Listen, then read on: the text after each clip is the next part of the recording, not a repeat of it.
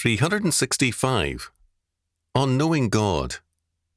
Chalcedon Report number 439, March 2002.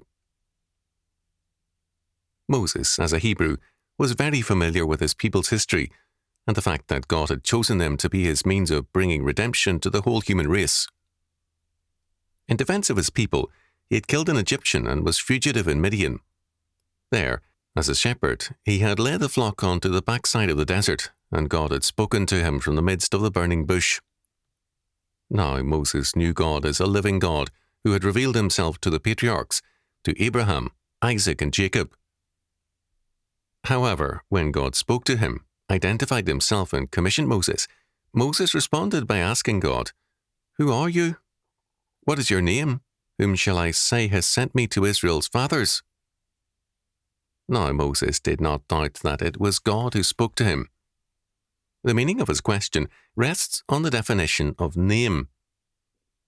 Names in the Bible are descriptions of the people bearing them. We do not know Abraham's original name in Ur, but we do know that God first renamed him Abram, father of a multitude, and later expanded it to Abraham. Only Abraham's wealth and power and his command of 318 fighting men, Genesis chapter 14 verse 14, enabled him to use that name when he was a childless man. Moses asked God to define himself. Now, names describe to us limits, boundaries, and localizing factors. How can an infinite, omnipotent, and omniscient God be named? He can, within limits, be described, but to name or define him is impossible. Man's problem. God's answer thus had in mind fully Moses' problem and that of Israel. They were God's chosen people, and yet for generations they seem to have been forgotten by God. Now suddenly he remembers them. Who can understand such a God? Moses' problem is ours also.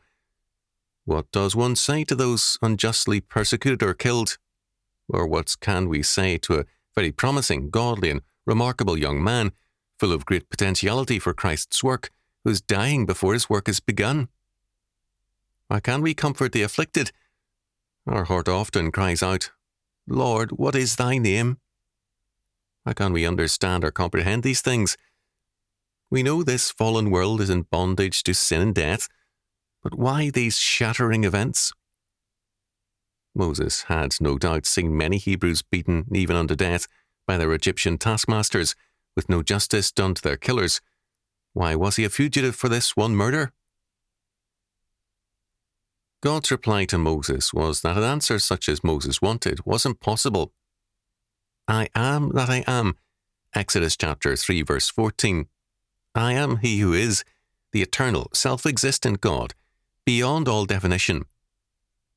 You and I can be described and identified. We have a beginning and an end in our lives here. We have our features, aptitudes, characteristics, and more whereby we can be described. By describing ourselves, a stranger can meet us in an airport and identify us. But God tells Moses that he is beyond definition. God then tells Moses to gather together the elders of Israel to say to them, "The Lord God of your fathers, the God of Abraham, of Isaac, and of Jacob," verse 16, "has sent me to you and commissioned me to lead you out of Egypt." God refused to give a rationalistic definition of himself. He could not be comprehended by reason, experience, or anything else. He is to be known by his self-revelation. This is basic to all the Bible.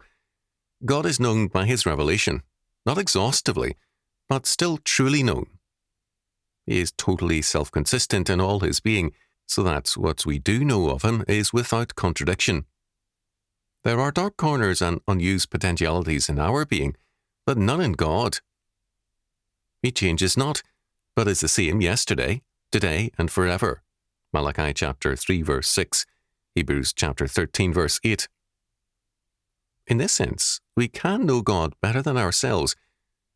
There are no surprises in all his being. Mysteries, yes, but no surprises. He is the changeless one. Knowing God. How then do we know God? by his word, his revelation. Rationalists, in their arrogance, seek to define God for us, but they fail. We know God through his infallible word, his self-revelation. We have inherited the bias of our world from Greco-Roman culture, with its insistence on the centrality of man and his thinking. Aristotle, in his Politics, defines man as a political animal, whereas, according to the Bible, man is a religious creature. The difference between these two definitions is vast. Either man is a creation, a creature of God, or he is the creature of the state. If the state is man's maker, then the state molds man and gives man status law to live by. If God is man's maker, then God alone has the prerogative of molding and directing him, and only God's law word can legitimately govern man. What the Bible tells us is that God is our maker and also our lawgiver and definer. God's revelation, his inscriptured word, thus defines us and our world. Reality is what God says it is, and we are to develop our knowledge of ourselves and of his creation under him, and in faithfulness to his word. David says of God in Psalm 36, verse 9, "For with thee is the foundation of life. In thy light shall we see light." Our basic presupposition must be that God, in his word, establishes the premises of our knowledge. Initiative and origination are thus in God, not in man, nor the state, nor anything else. The defining word. The Bible is God's defining word. It does not give us the data of biology, but we are to take its perspective of biology. Nor does it tell us of the factuality of the universe, but of its origin in God's fiat creation. It tells us also what man is, his nature and his destiny, and it tells us plainly how we are to live. We are creatures of God, not of nature nor of the state. Without God's word, we can only found our lives on false premises, on our hopes of evolving rather than regeneration. Because man is a fallen creature, in rebellion against God and his law word, his history is one of perpetual crisis. Man-made cures are necessarily wrong by their nature. The focus of the 20th century has well been summed up as perpetual war for perpetual peace. We are told in Isaiah chapter 57, verses 20 and 21, "But the wicked are like the troubled sea, when it cannot rest, whose waters cast up mire and dirt.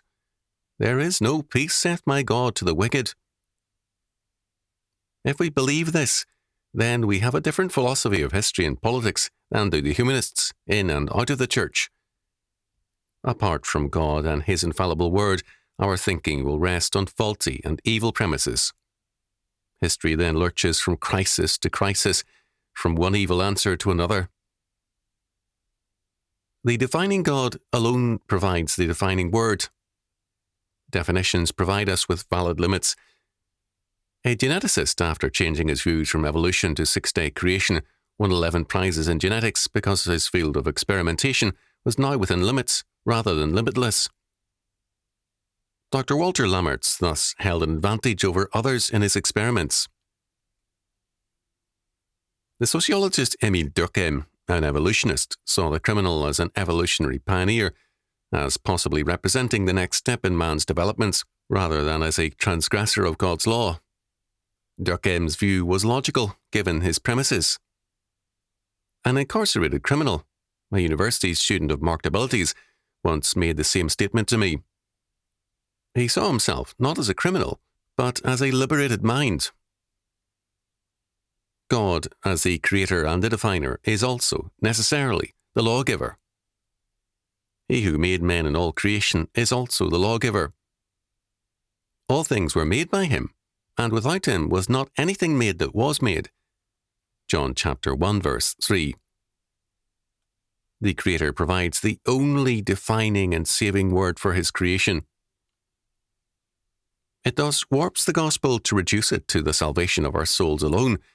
It is a salvation of history, science, and all things else, because it is a defining word. In the church today, man wants God to save his soul and then allow man to save everything else on his own terms. This is not only a fallacy, but also evil.